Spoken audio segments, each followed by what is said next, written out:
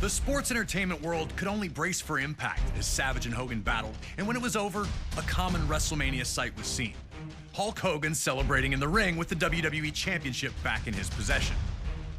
And as the 1980s gave way to the 90s, around the world there was a real sense of looking for the next big thing. The newest, the coolest, the fastest, the strongest, anything to show where the future was. This was also the case in WWE.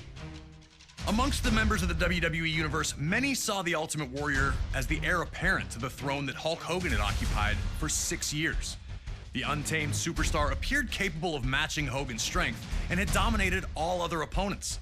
Even that loss we relived at WrestleMania 5 against Rick Rude, he avenged that just a few months later at SummerSlam, regaining the Intercontinental Championship in the process. But this talk all seemed like fantasy, only existing as a dream match. Hogan and Warrior weren't enemies, and for either of them to turn against the other would run against the strict codes of honor to which both men claimed to adhere. All of that changed in the 1990 Royal Rumble match. It was brief, but for a moment, the only two men in the ring were, you guessed it, Hulk Hogan and the Ultimate Warrior. The crowd went nuts, and these two stared at each other for a minute before circling up.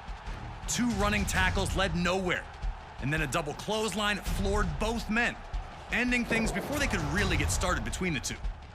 That small taste, though, was all the world of sports entertainment needed to know that they wanted more.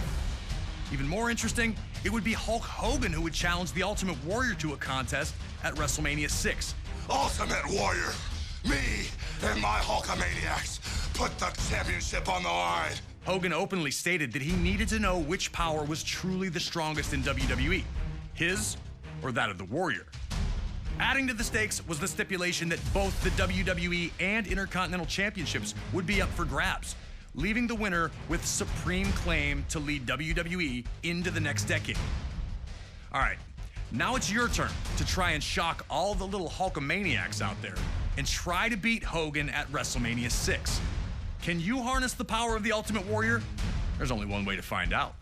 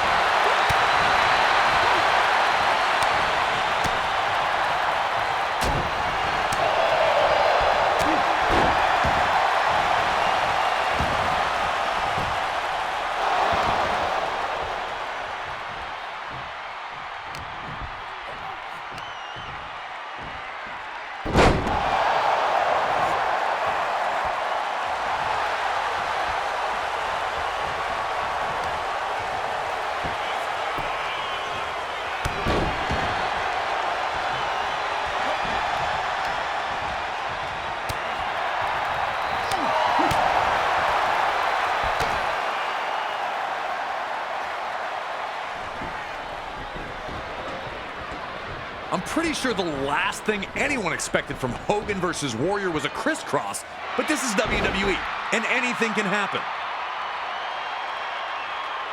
Ultimate Warrior rising to his feet immediately after being body slammed was such an iconic moment.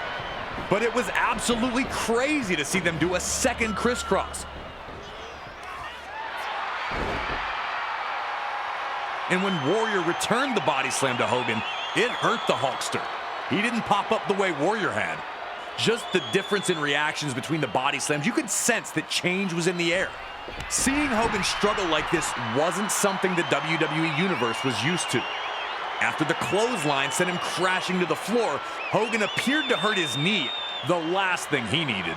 Ultimate Warrior was here to prove that his hype was real.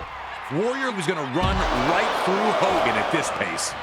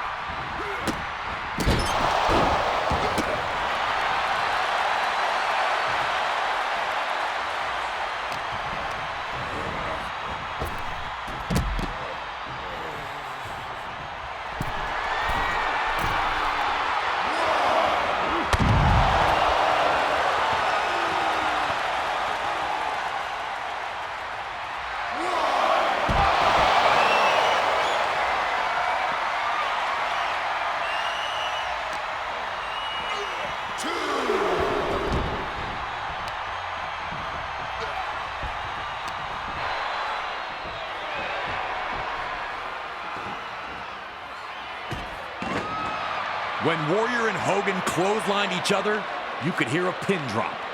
Now you're wondering, who's going to get up first? Is Hogan as hurt as he seems to be? Does Warrior have the gas in the tank to pull through in this moment? Remember, Hogan's had many championship matches, and he knows what it takes. He can use the time to get his breath back.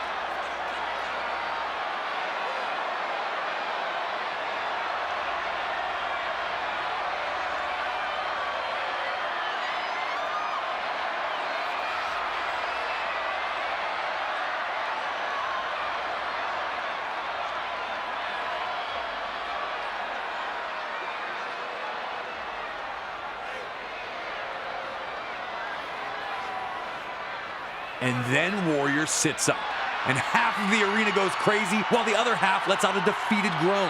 Ultimate Warrior looking every bit the dominant superstar, getting to his feet while Hogan stays down. The Hulkster was running out of magic. Could he find one more iconic comeback?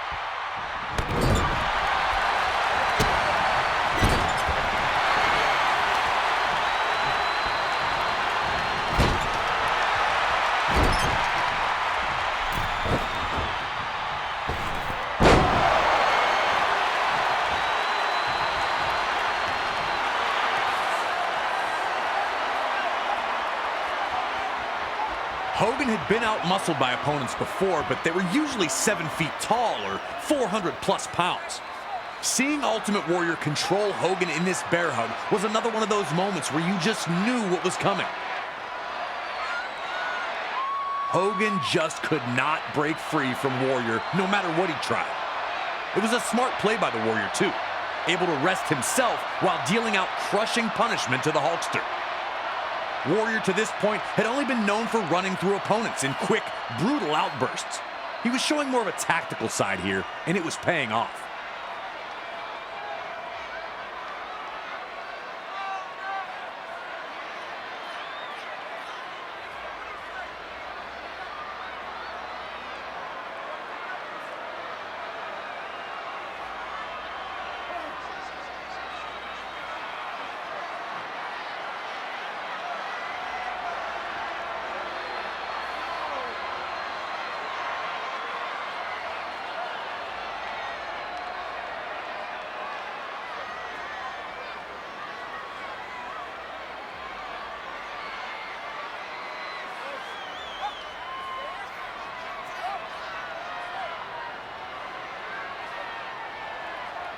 Ultimate Warrior was showing that the moment wasn't too big for him. He wasn't trying to rush anything. With two of WWE's most popular superstars competing, the WWE Universe was divided.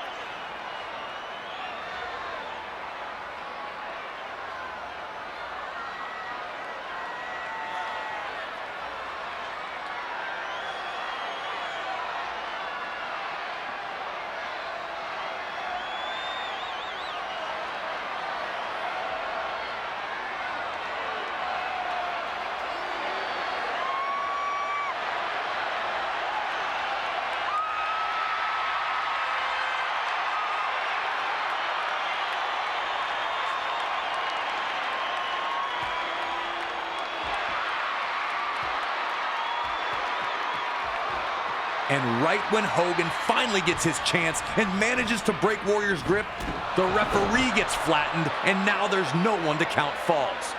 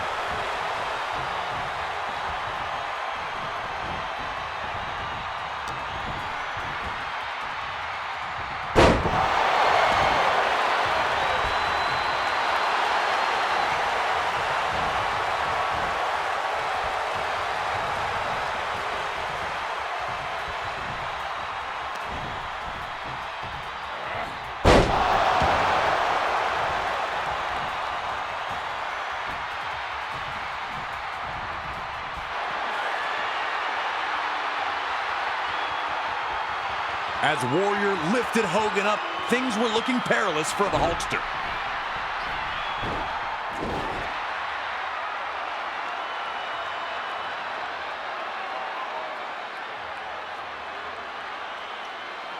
The Hulkamaniacs were hoping for one last gasp from Hogan.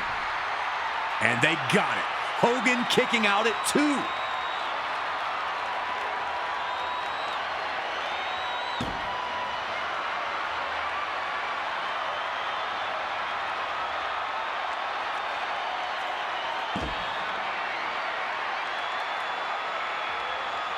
A familiar sight as Hogan begins to shrug off the attack of the Warrior, slowly getting back to his feet.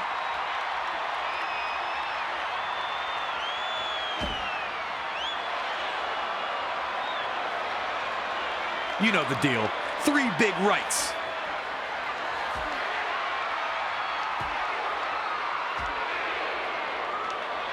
The big boot. And then Hogan misses the leg drop. Hogan crashes hard to the mat. Now it was just up to the Ultimate Warrior to fulfill his destiny. Could he defeat Hulk Hogan?